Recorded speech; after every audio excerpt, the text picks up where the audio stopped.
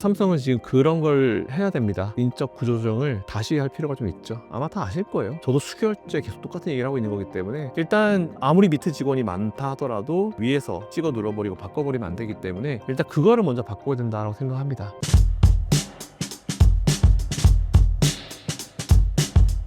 국내 반도체 업황과 전망은 어떤가요? 암울하죠.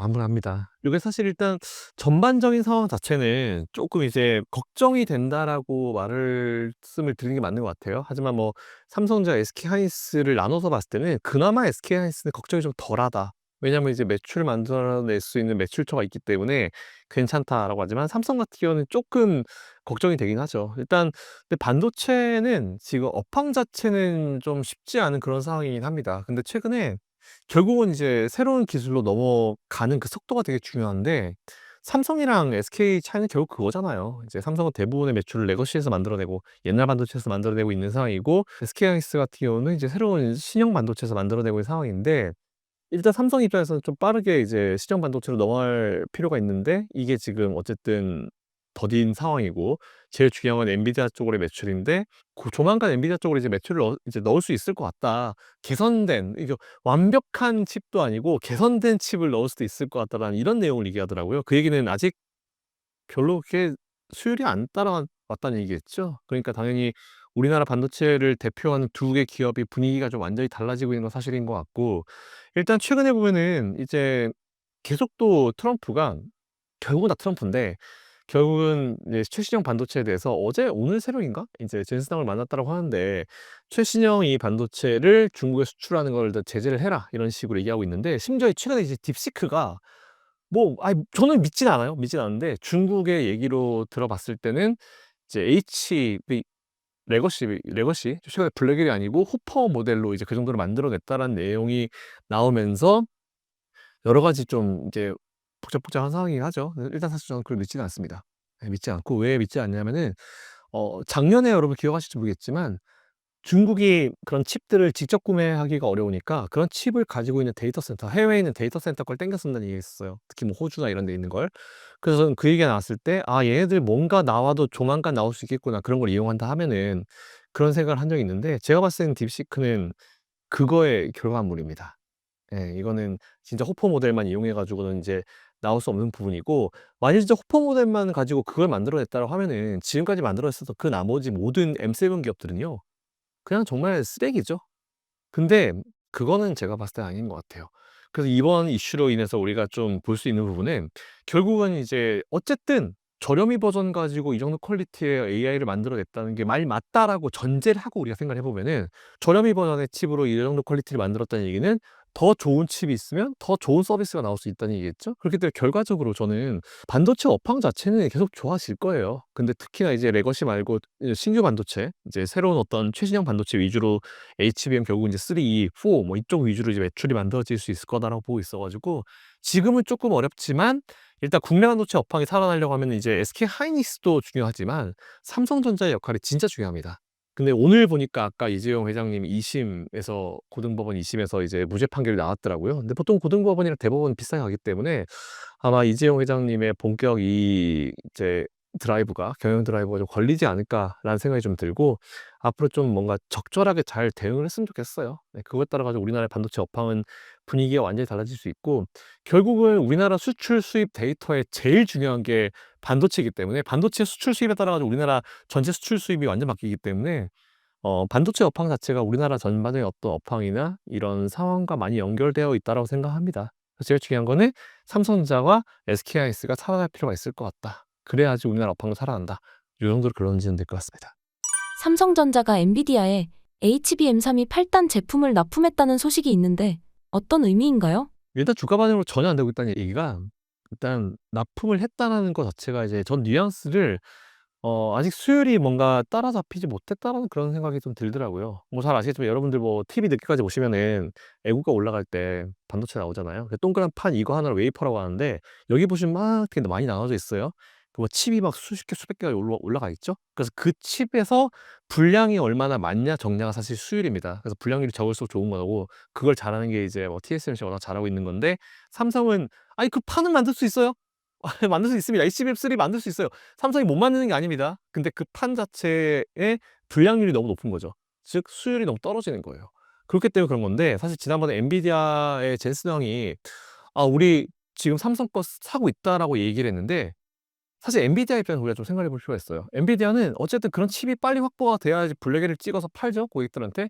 근데 그런 칩을 만들어주는 역할을 하는 파운드리 기업이 TSMC밖에 없죠. 근데 TSMC한테 가가지고 우리 전용 라인 만들어 달라고 했더니 걔들이 안 해준대요. 그러면 이제 결국은 삼성도 어느 정도 역할을 해주면은 자기들 입장에서는 좀 더 이제 많은 칩을 확보할 수 있고 블랙에를 더 많이 찍어서 더 큰 매출을 만들어낼 수 있는데 일단 TSMC로부터밖에 받아올 수가 없는 상황이기 때문에 엔비디아 입장은 답답하죠. 근데 뭔가 더 빨리 만들어내야 되니까 삼성한테 여기 수율 떨어지는 칩이라도 좀 줘. 대신에 좀 싸게 줘." 이런 식으로 해서 좀 가져가서 거기서 이제 필요한 것만 이제 갖다 쓰는데 너무 수율이 안 좋기 때문에 비용적인 측면에서 이제 엔비디아가 부담스러울 수밖에 없는 그런 상황이죠.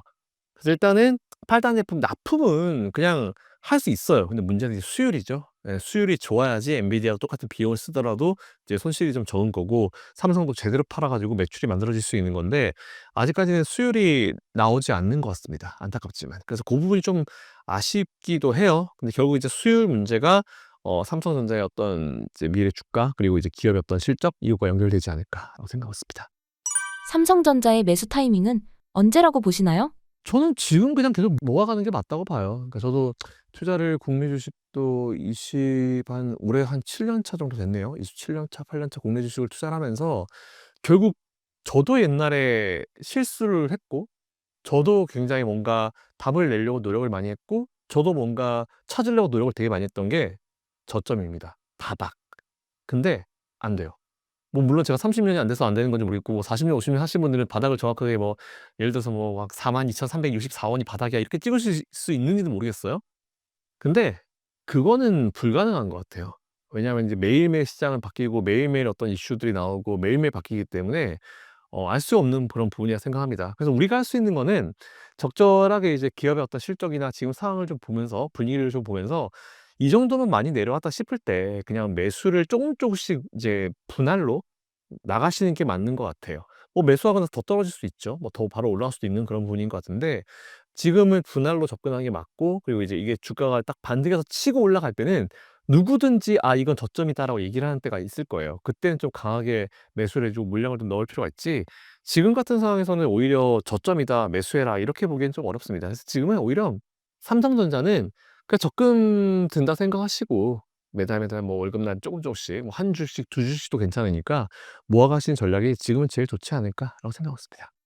최근 레인보우 로보틱스의 삼성전자 자회사 편입이 의미하는 바는 무엇인가요? 일단은 좀 나와 봐야 알 것 같아요 저도. 레인보우 로보틱스랑 협업을 해서 이제 뭔가 좀 구체화되는 게 나와야지 저도 이제 의견을 드릴 수 있을 것 같은데 일단 그거는 뭐 그 추후에 말씀드리면 될 것 같고 로봇 시장 전반적인 부분에 대한 어떤 기대치는 계속 높을 수밖에 없죠. 왜냐하면 이제 AI라는 것 자체가 사실 저는 이제 'AI가 어디 쓰일 수 있을까?' 되게 많은 곳에 쓰일 수 있는데 우리가 뭐 SF 영화 같은 걸 좀 많이 보지만 결국은 로봇의 머리에 뇌 속에 있는 게 AI거든요. 그렇기 때문에 지금 전 세계적으로 이제 로봇을 되게 많이 신중하게 다가가고 있는 곳이 테슬라, 그죠? 테슬라도 하고 있고 그리고 이제 보스턴 다이내믹스나 이런 기업들이 되게 많이 하고 있어요.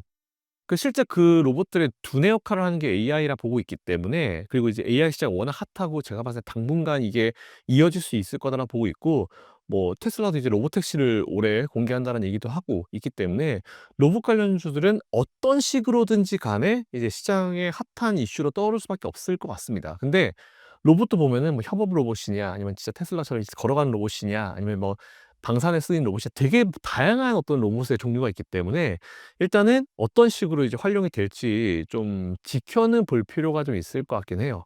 근데 아마 삼성 같은 경우는 이제 공장에서 이제 일하는 그런 협업 로봇이나 뭐 이쪽으로 갈 수도 있을 것 같고 그래서 일단 아직까지는 근데 자회사 편입을 했다 하더라도 이 매출이 삼성전자 전체 비중의 요만큼도 안 되기 때문에 일단 조금 더 시간을 두고 볼 필요가 있을 것 같고 로봇 관련주 투자하고 계신 분들은 저는 그냥 양극단의 전략을 취하시라고 합니다. 짧게 치려면 하루 이틀 이상 들고 있지 마시고 정말 이슈 나오면 바로 수익 실현하시고 현금 확보하시는 그런 전략이 좋을 것 같고 그게 아니면은 진짜 좀 중장기적으로 묶고 가는 전략. 근데 그 기간이 상대적으로 좀 더 길어질 수는 있다라는 그런 거는 충분히 감안하셔 가지고 투자하시는 게 좋을 것 같아요. 삼성전자 파운드리 사업부가 중국 시장 공략에 속도를 내고 있는데 중국 시장이 새로운 돌파구가 될 수 있을까요? 솔직히 하면 좀 헛다리 느낌이 좀 강한데, 일단 이게 어쨌든 이제 파운드리가 할 수 있는 것도 최신형 칩과 레거시라고 하는 이제 구형이죠. 상대적 구형 칩 두 가지인데요. 중국에 파운드리로 진출하겠다라는 내용은 일단 중국 쪽에 최신 칩을 팔지 못하기 때문에 결국은 이제 레거시 칩을 중국한테 넣기 위해서 진출하겠다는 내용인데, 이게 사실은 저는 조금 판단이 저는 이제 좀 불안불안합니다. 왜냐하면 일단 첫 번째로 삼성은 지금 레거시 비중을 줄이고 최대한 빨리 최신 칩으로 넘어와서 엔비디아 같은 데 이제 제공을 해야 되는 게 맞아요. 맞는데 삼성은 사실 당장의 실적이 되게 중요하죠. 당장의 레거시 칩의 매출이 되게 중요하고, 그 레거시 매출을 대부분 만들어 주는 게 중국이기 때문에 좀 걱정이 됩니다. 그리고 트럼프가 지금은 이제 최신형 칩에 대한 수출만 제재하고 있는데, 레거시 칩도 수출 제재에 대한 얘기를 안 한 게 아니거든요. 만약 진짜 레거시 수출 제재가 딱 걸려버리게 되면은 삼성은 진짜 큰일 나요. 진짜 큰일 납니다. 그래서 저는 오히려 이게 굳이 이렇게까지 했었어야 됐나? 결국 삼성이 지금 그 상태에 이를 수밖에 없었던 것도 누군가의 경영적 판단에 대한 잘못으로 인해서 HBM에 대한 투자나 R&D 비용 자체를 하지 않고 M&A를 하지 않고 당장의 실적이 중요한 레거시 반도체 쪽에 집중을 하면서 이제 한 게 사실 지금의 이 상황이 된 거예요. 그래서 저는 솔직히 좀 걱정됩니다. 그리고 이제 중국에는 창신 메모리라든지 이런 기업들이 물론 수율이 떨어질 수는 있겠지만 정말 말도 안 되는 가격에 싼 수준의 레거시 반도, 물론 이제 레거시 시장 점유율은 압도적으로 낮죠. 낮고 이제 수율도 떨어지긴 하지만 레거시 쪽의 이 기술력은 중국도 따라올 수 있을 거라 보고 있거든요. 그러니까 저는 항상 이제 중국을 얘기할 때 어떻게 얘기하냐면, 중국이 우리를 따라올 수는 있지만 역전은 못할 거다. 왜냐하면 우리가 기술이 워낙 좋고 신기술로 계속 발전해 나오고 있는 게, 이런 반도체도 마찬가지지만 디스플레이도 마찬가지고, 이미 LCD는 중국이 장악을 했잖아요. 옛날에 우리나라가 LCD를 장악을 했다가 이제 LCD를 버리고 우리나라는 OLED, QLED 이쪽으로 넘어와서 신기술로 계속 이제 승부를 걸고 있는 상황인데, 결국은 지금 딱 LCD 이 디스플레이 시장을 보면요, 그렇게 될 것 같아요, 저는. 그래서 오히려 이 레거시 쪽으로 이제 파운드리를 해서 이제 중국 시장 쪽에 공략을 하면서 속도를 내고 있다는 것 자체가 제가 봤을 때 자충수가 될 가능성이 굉장히 크다라고 좀 보고 있습니다. 당장의 수준도 할 수 있겠죠. 당장의 숫자는 찍을 수 있겠죠. 근데 창신 메모리라든지 그런 기업들이 과연 레거시를 따라오는데 시간이 오래 걸릴까? 평생 따라오지 못할까? 이미 엄청나게 많은 이제 반도체 인력들이 유출이 돼 가지고 중국 기업으로 넘어와서 뭐 연봉을 받고, 뭐 물론 연봉을 뭐 몇 년 받고 뭐 쫓겨나고 이런 사람들이 되게 많다라고 하긴 하지만, 그거는 이제 논외로 돌 문제고, 중국이 이렇게 빨리 따라올 수 있었던 거는 해외로부터, 특히 우리나라 삼성전자, SK하이닉스 같은 쪽이나 아니면 해외 쪽으로부터 많은 인력들을 데리고 오면서 일을 시킨 거거든요. 그래서 좀 걱정됩니다. 왜냐? 우리 삼성전자나 우리 반도체 기업이 그렇게 컸죠. 우리나라 반도체 1등이 아니었잖아요. 원래는 이제 일본이 1등이었죠. 근데 일본은 이제 미국한테 얻어맞으면서 반도체가 휘청할 때 우리나라가 이제 저기 청계천에 있는 싼 반도체 가지고 지금의 이제 이 세계 1등을 이룬 게 우리나라이기 때문에, 우리나라가 옛날에 그래서 막 일본에서 막 되게 많이 데리고 와서 이제 시켰잖아요. 그거예요. 그러니까 결국은 이 상황에서 이제 돌파할 수 있는 거는 중국 쪽에 집착을, 당장 뭐 실적에 너무 집착을 하지 말고 새로운 기술을 빨리 개발해 가지고 나갈 필요가 있을 것 같습니다. 그래서 저는 파운드리로 중국 시장 공략에 속도를 낸다? 당장의 실적 숫자에는 영향을 줄 수 있지만 이게 장기간으로 이어지고 지금처럼 이제 신형 반도체에 대한 수율이 계속 낮은 상황이 유지가 되면요, 삼성은 진짜 인텔골 날 수 있습니다. 저는 그렇게 생각합니다. 삼성전자 주가는 어떻게 해야 반등할 수 있을까요? 일단은 경영적 판단을 잘못한 사람 내보내야죠. 일단 이재용 회장님이 오늘자로 고등법원에서도 이제 무죄 판결이 났기 때문에 어지간해서는 고등법원이랑 대법원은 거의 비슷하게 가거든요. 그러니까 이 이슈는 끝났다라고 보는 게 맞는 것 같아요. 거의 한 90%, 10중 8구는 끝났다라고 보는 게 좀 맞는 것 같아서, 지금부터는 이재용 회장님은 본인이 제일 잘하시는 이제 휴원 네트워크를 이용해가지고 빨리 열심히 사업을 이제 좀 드라이브를 거셔야 될 필요가 있을 것 같고, 그리고 밖으로 열심히 하시고 안쪽에서 또 해야 되는 분들, 저는 사실 제 엔비디아나 AMD 같은 미국의 기업들이 되게 부럽고 그렇게 돼야 된다라고 보고 있는 것 중에 하나가, 거기는 리서스 CEO나 이제 젠슨 CEO, 그리고 뭐 테슬라 일론 머스크도 마찬가지죠. 자기 회사의 주업의 거의 반쯤 미쳐 있는 사람들이에요. 정신이 나가 있는 사람들이죠. 그게 무슨 얘기냐면은 결국 삼성도 어떤 기업이에요? 반도체 기업이잖아요. 그럼 이제 삼성에서 모든 것들을 이제 판단하고 전략을 꾸리는 사람들은 거의 반도체나 아니면 이제 그쪽에 거의 반쯤 미쳐 있는 사람들이 되어야 한다고 생각합니다. 근데 못 그러고 있죠. 그래서 이제 뭔가 나오는 얘기는 "보고서를 초등학생들도 이해하기 쉽게 보고서를 써라." 그건 정말 말이 안 되는 거죠. 그 정도 시간 낭비는 하지 말아야죠. 전문가들은 그냥 한두 마디만 던지면 이제 대화가 되는데 그걸 쉽게 쓴다. 거기서 일하고 있는 분들 엘리트 직원들한테 시간 낭비를 시키는 거잖아요. 그냥 한마디 뭐 용어 하나 던지면 될 것 같다. 그 용어를 정말 수십 글자로 풀어 가지고 하는 그 시간 자체도 아깝다는 거죠 저는 오히려. 오히려 삼성은 지금 그런 걸 해야 됩니다. 인적 구조조정을 다시 할 필요가 좀 있죠. 아마 다 아실 거예요.